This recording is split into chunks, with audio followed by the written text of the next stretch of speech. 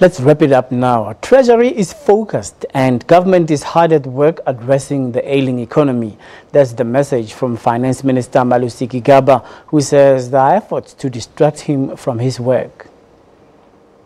Finance Minister Malusi Gigaba sought to reassure South Africans and investors today that the Treasury is safe. The fiscal framework is the policy of the government. We support it. We are bound to it. We will implement it.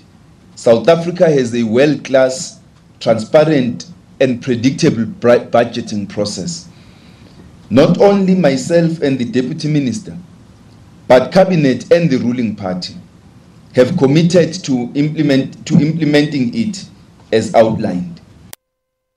Is a shrinking economy which is spurring credit ratings downgrades, pushing up unemployment and preserving inequality.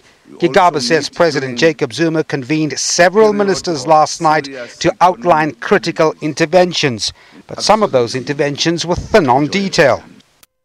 To leverage on improved conditions in agriculture, to advance agro-processing and increase support for small and large-scale farmers. Second, of key policy in mining is critical to unlock investment and leverage on improved commodity prices and favorable exchange rate effects. We need speedily to finalize review of incentives in the manufacturing sector, the better to expose areas of slack and low value for our resources. Agencies, two of which have the country's foreign debt rating in sub-investment grade, have warned that poorly run state-owned enterprises will drain our fiscus. Gigaba says government is not aloof to this. National Treasury is the shareholder representative for South African Airways.